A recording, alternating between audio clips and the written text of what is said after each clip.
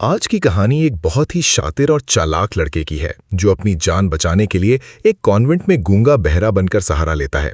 लेकिन उसे ये नहीं पता था कि इस कॉन्वेंट की नन्सें, जो दिखने में बहुत ही खूबसूरत और सीधी साधी लगती हैं, असल में उनके मन में अजीबो-गरीब ख्वाहिशों का बसेरा है और वो उससे कई तरह के अजीबो-गरीब काम करवाती हैं। लेकिन उनमें से एक नन, जो बाकी सब नन्नों से अलग थी, उसे इस लड़के से प्यार हो जाता है। मगर वो कोई मामूली नन नहीं थी, बल्कि वो एक राजकुमारी थी जिससे जबरी शादी करने के लिए कई लोग उसके पीछे पड़े हुए हैं। कहानी की शुरुआत होती है एक भयानक दौर से, जब यूरोप प्लेग वबा की चपेट में था।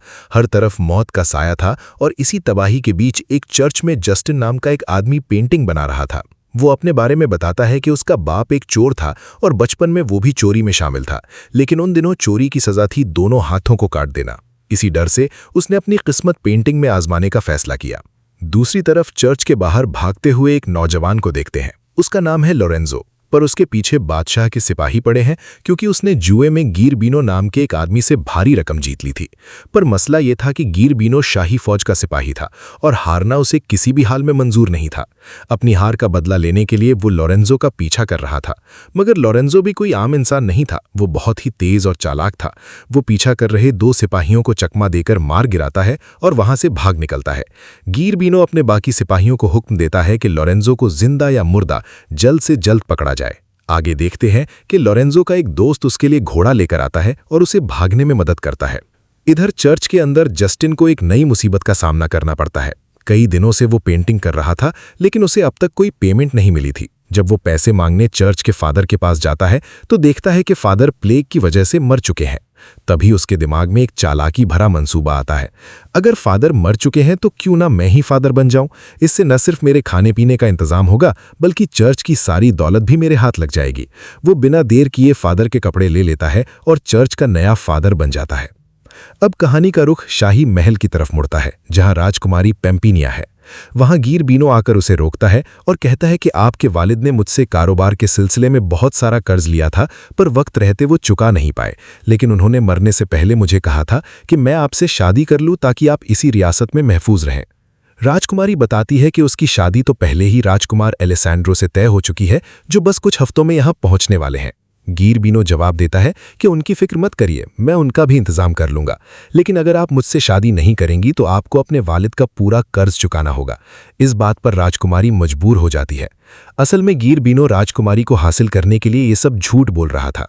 दूसरी तरफ लोरेंजो अभी भी भाग रहा था। वो सिपाहियों से भागते भागते एक सुनसान जगह पर पहुंचता है, जहां एक आदमी एक लाश को लेकर जा रहा था। लोरेंजो उससे रास्ते का पता पूछता है तो वो बताता है कि यहां से कुछ दूर एक कॉन्वेंट है जहां कई नन्सें रहती हैं और ये आदमी उसी कॉन्वेंट का गार्डनर था।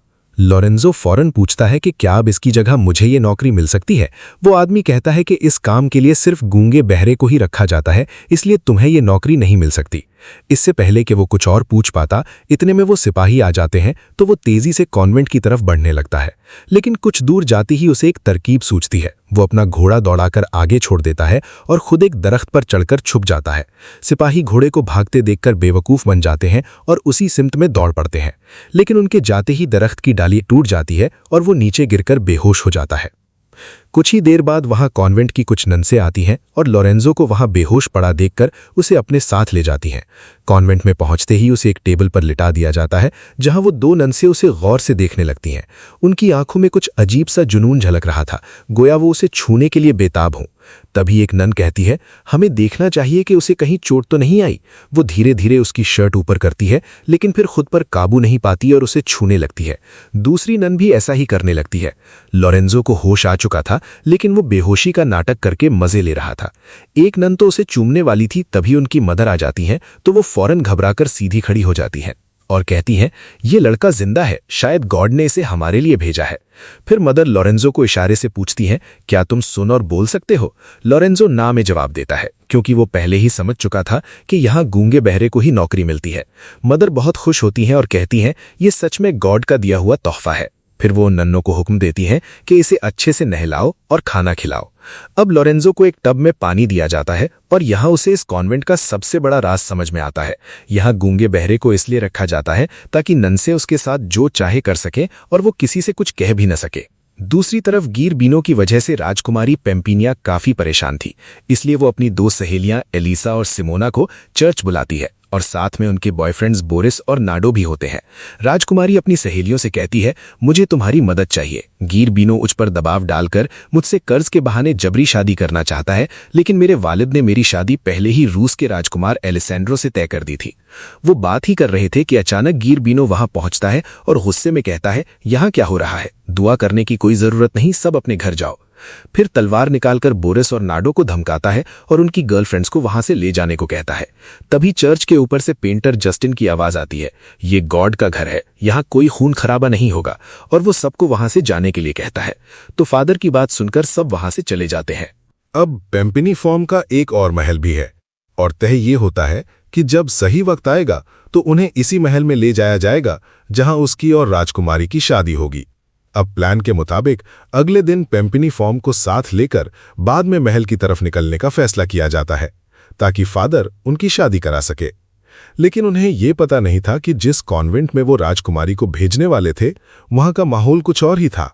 अगले सीन में घोड़ा गाड़ी राजकुमारी को लेकर कॉन्वेंट पहुंचती है, लेकिन ये वही कॉन्वेंट है जहां लोरेंजो पहले से ही गूंगा बहरा बनकर छिपा हुआ था। राजकुमारी के कॉन्वेंट पहुंचने पर दो नन्से उसे अपने जैसे कपड़े पहनाने लगती हैं। तभी उसकी नजर लोरेंजो पर पड़ती है और वो पूछती है कि ये लड़का कौन है। तो नन्से मुस्कुराते हुए बताती हैं, ये हमारा गार्डनर है, ये बहुत ही नेक दिल लड़का है, मगर सुन और बोल नहीं सकता। लोरेंजो के बारे में ये सुनकर राजकुमारी को उस पर तरस आता है और वो उसे मन ही मन पसंद करने लगती है। इसी बीच रूस का राजकुमार एलेसेंड्रो अपने फौजियों के साथ राजकुमारी के महल पहुंच जाता है। गीरबीनो से मिलते ही वो कहता है, मैं पेम्पिनीफॉर्म अपनिया से शादी करने आया हूं। ये सुनकर गीरबीनो गुस्से से जवाब देता है, मैं ही राजकुमारी का होने वाला शौहर हूं, अपना सामान बांध और यहां से चला जा। ऐसा इस्तकबाल देखकर एलेसेंड्रो भी अकड़ में कहता है, मैं इतने दिन सफर करके ये सुनने नहीं आया कि तुम मेरी राजकुमारी से शादी करने वाले हो। राजकुमारी से शादी तो मैं ही करूंगा। फिर महल से बाहर निकलते ही एलेसांड्रो को राजकुमारी का एक खास आदमी मिलता है, जो उसे एक खत देकर कहता है, राजकुमार, आपकी शादी एक दूसरे महल में होगी। राजकुमारी अभी करीबी गांव के एक कॉन्वेंट में छिपी हुई हैं और आपके आने का इंतजार कर रही हैं। ये सुनकर एलेसांड्रो फौरन अपने फौजियों के साथ उस गांव की तरफ निकल पड़ता है। दूसरी तरफ दो नन्सें लोरेंजो के कमरे में खाना लेकर आती हैं और कहती हैं कि हम जानते हैं तुम सुन और बोल नहीं सकते, हम चाहते हैं कि तुम हमारे साथ वैसे ही सर्विस करो जैसे पहली बार आने पर तुमने इन दो नन्सों के साथ किया था। तो लोरेंजो भी उनकी बात मान लेता है और अपना काम शुरू कर देता है। इधर एलिसा और सिमोना अपने बॉयफ्रेंड्स और बाकी सबको लेकर जंगल के रास्ते महल की तरफ आ रहे होते हैं, पर रास्ते में जब उनकी बग्घी आगे निकल जाती है तो पीछे से दो लड़कियां आकर बोरिस और नाडो को इशारों से बुलाने लगती हैं। तो दोनों अपनी गर्लफ्रेंड्स को छोड़कर उनके पीछे पीछे जाते हैं। फिर वो लड़कियां उन्हें एक तबेले में ले जाती हैं। अंदर जाते ही दोनों की नीयत खराब होने लगती है और वो लड़कियां भी उनके साथ गलत काम करने लगती हैं। कुछ देर बाद सिमोना उन्हें ढूंढते हुए वहां पहुंच जाती है और उनकी हरकतें देखकर उन्हें डांटते हुए मार मारकर वहां से ले जाती है। इधर शाम होते ही लोरेंजो को दो नन्सें अच्छे से नहलाती हैं, क्योंकि मदर नन ने उसे रात के डिनर के लिए मदु किया था। फिर उसे मदर नन के कमरे में ले जाया जाता है।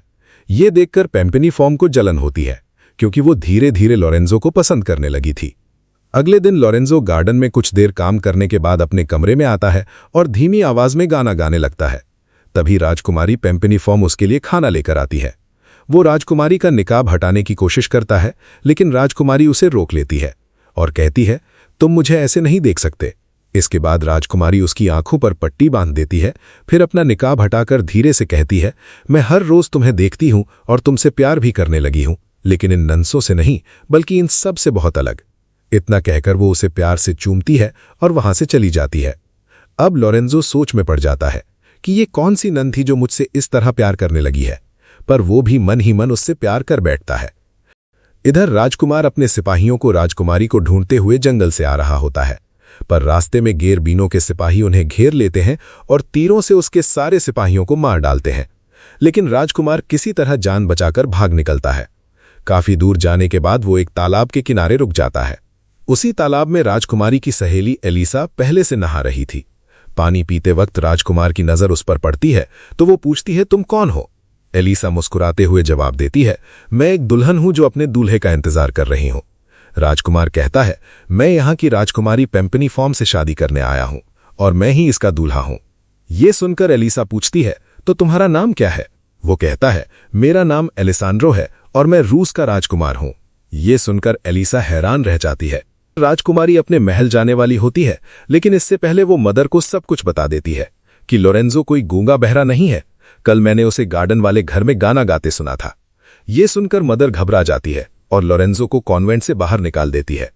कुछ देर बाद लोरेंजो और राजकुमारी की एक महल में मुलाकात होती है, जहां राजकुमारी की शादी होने वाली होती है। लेकिन जब लोरेंजो वहां पहुंचता है तो वो राजकुमारी को शादी की मुबारकबाद देता है और वहां से निकलने की सोचता है। लेकिन राजकुमारी उसे रोककर कहती है कि तुम शादी तक रुक सकते हो, अभी यहां पर कोई भी नहीं पहुंचा है। फिर महल के अंदर दोनों बातें करते हैं तो राजकुमारी पूछती है, तुम शादी कब करोगे? लोरेंजो कहता है, मैं उसी से शादी करूंगा जिसने मुझे पहली बार चूम लिया था। राजकुमारी कहती है, तुम उसे कैसे पहचानोगे? उसने तो तुम्हें सिर्फ चूम लिया था। लोरेंजो जवाब देता है, मुझे यकीन है कि एक ना एक दिन मैं उसे जरूर मिलूंगा। उसकी बातें सुनकर राजकुमारी धीरे धीरे उसकी तरफ बढ़ती है और कहती है, तुम अपनी आंखें बंद करो और मुझे महसूस करो, शायद वो एहसास तुम्हें मिल जाए जो उस लड़की में था। लेकिन जैसे ही दोनों एक दूसरे के करीब आते हैं, तभी गेरबीनो वहां पहुंच जाता है और लोरेंजो से लड़ाई शुरू हो जाती है। लड़ाई में गेरबीनो लोरेंजो को मारने ही वाला था कि राजकुमारी बीच में आकर कहती है, अगर तुमने इसे मारा तो मैं तुमसे कभी शादी नहीं करूंगी। गेरबीनो मान जाता है और लोरेंजो को छोड़ देता है। फिर जस्टिन फादर बनकर महल में पहुंच जाता है।